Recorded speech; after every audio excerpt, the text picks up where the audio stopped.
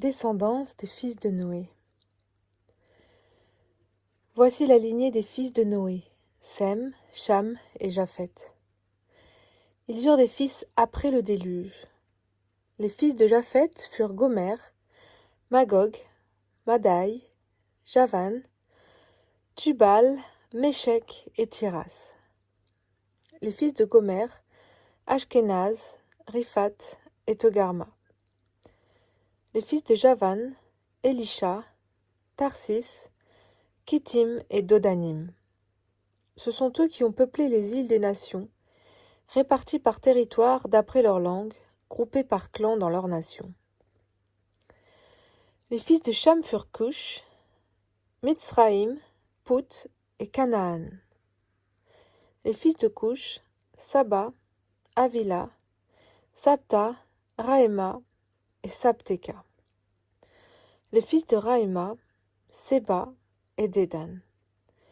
Cush eut aussi pour fils Nimrod, qui fut le premier homme puissant sur la terre. Il fut un puissant chasseur devant l'Éternel. C'est pourquoi l'on dit, comme Nimrod, puissant chasseur devant l'Éternel.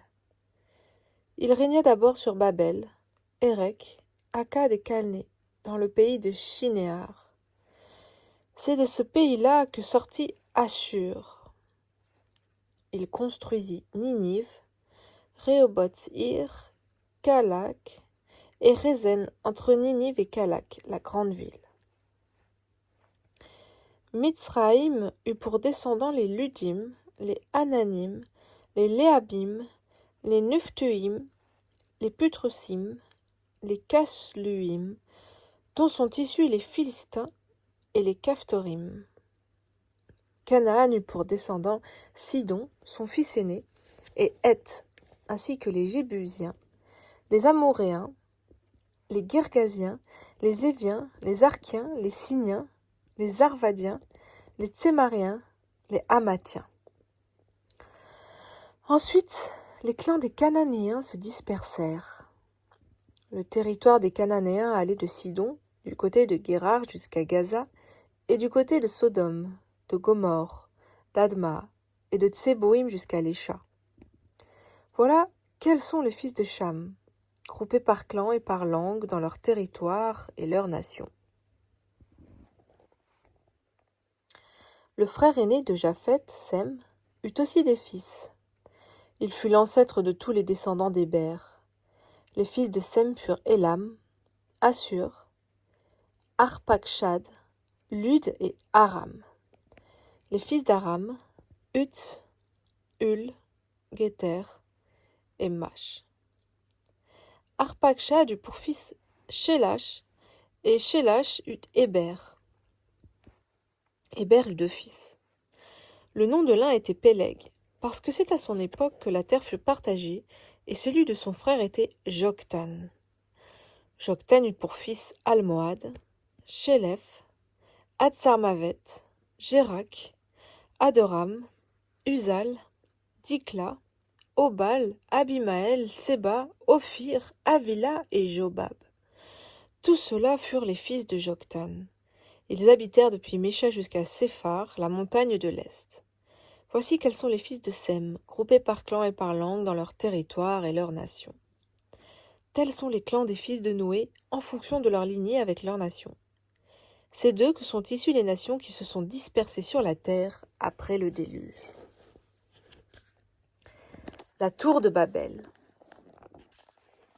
Toute la terre avait une seule langue et les mêmes mots.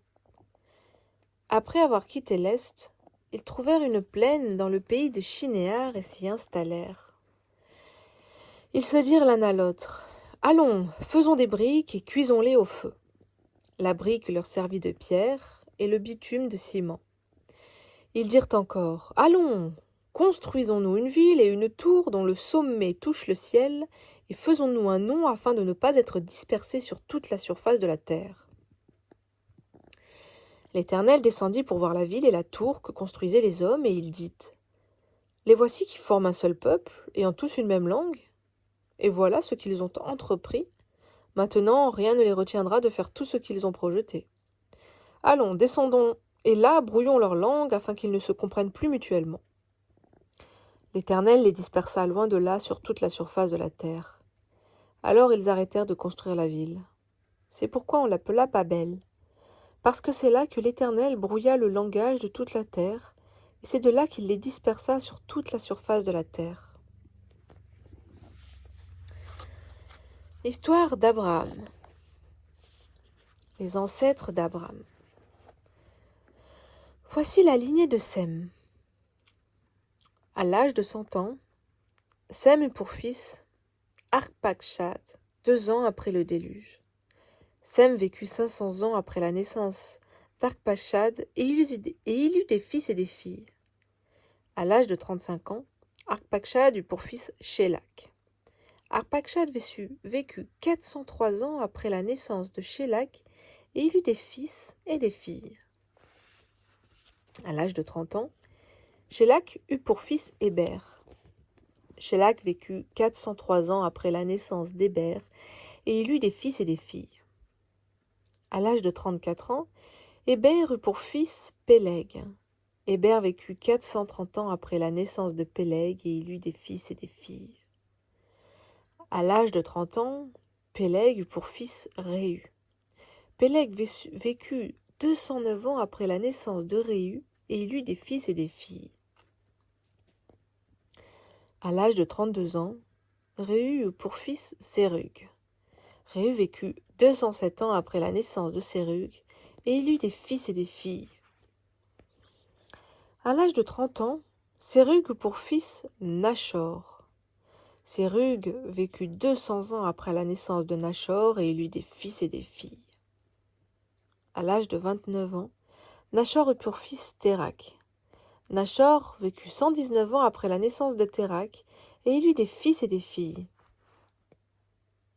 Térak était âgé de 70 ans lorsqu'il eut Abram, Nachor et Haran. Voici la lignée de Térak. Térak eut pour fils Abram, Nachor et Haran. Haran eut Lot. Haran mourut du vivant de son père Térak dans le pays de sa naissance, à Ur, en Chaldée. Abram et Nachor se marièrent. La femme d'Abram s'appelait Sarai et la femme de Nachor Milca. Elle était la fille d'Haran, qui était le père de Milca et de Jisca. Sarai était stérile. Elle n'avait pas d'enfant. Térak prit son fils Abram, son petit-fils Lot, qui était le fils d'Haran, et sa belle-fille Sarai, la femme de son fils Abram. Ils sortirent ensemble d'Ur en Chaldée pour se rendre dans le pays de Canaan, mais, arrivés à Charan, ils s'y installèrent.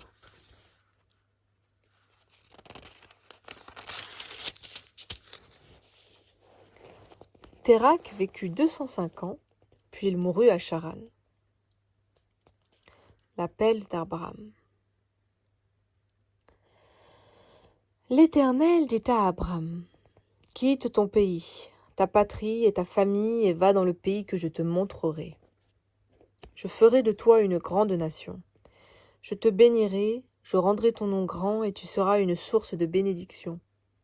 Je bénirai ceux qui te béniront, et je maudirai ceux qui te maudiront, et toutes les familles de la terre seront bénies en toi. » Abram partit conformément à la parole de l'Éternel, et Lot partit avec lui. Abram était âgé de 75 ans lorsqu'il quitta Charan. Il prit sa femme Sarai et Lot, le fils de son frère. Il prit aussi tous les biens et les serviteurs dont ils étaient devenus propriétaires à Charan, et ils partirent pour se rendre dans le pays de Canaan où ils arrivèrent. Abram traversa le pays jusqu'à l'endroit appelé Sichem, jusqu'aux chênes de Morée. Les Cananéens occupaient alors le pays. L'Éternel apparut à Abram et dit, « C'est à ta descendance que je donnerai ce pays. » Abram construisit là un autel en l'honneur de l'Éternel qui lui était apparu. Il partit de là vers la région montagneuse qui se trouve à l'est de Béthel, et il dressa ses tentes. Béthel était à l'ouest et Haï à l'est. Là, il construisit un autel en l'honneur de l'Éternel, et fit appel au nom de l'Éternel. Puis Abram continua par étapes en direction du Néguev. Abram en Égypte. Il y eut une famine dans le pays, et Abram descendit en Égypte pour y séjourner, car la famine pesait lourdement sur le pays. Comme il était sur le point d'entrer en Égypte, il dit à sa femme Saraï, « Écoute-moi, je sais que tu es une belle femme. Quand les Égyptiens te verront, ils diront, c'est sa femme, et ils me tueront, tandis que toi, ils te laisseront en vie. Présente-toi donc comme ma sœur, afin que je sois bien traitée à cause de toi, et que je reste en vie grâce à toi. » Lorsqu'Abram fut arrivé en Égypte, les Égyptiens virent que la femme était très belle. Les intendants du Pharaon la virent et la vantèrent au Pharaon, si bien que la femme fut emmenée chez le Pharaon. Il traita bien Abram à cause d'elle, et Abram reçut des brebis, des bœufs, des ânes, des serviteurs et des servantes, des ânesses et des chameaux. Cependant, l'Éternel frappa le Pharaon et sa famille de grands fléaux à cause de Saraï, la femme d'Abram. Alors le Pharaon appela Abram et dit, « Qu'est-ce que tu m'as fait? Pourquoi ne m'as-tu pas informé que c'est ta femme? Pourquoi as-tu prétendu que c'était ta sœur? De ce fait, je l'ai prise pour femme. Voici maintenant ta femme. Prends-la et va-t'en. » Et le Pharaon donna l'ordre à ses gens de le renvoyer, lui et sa femme, avec tout ce qui lui appartenait.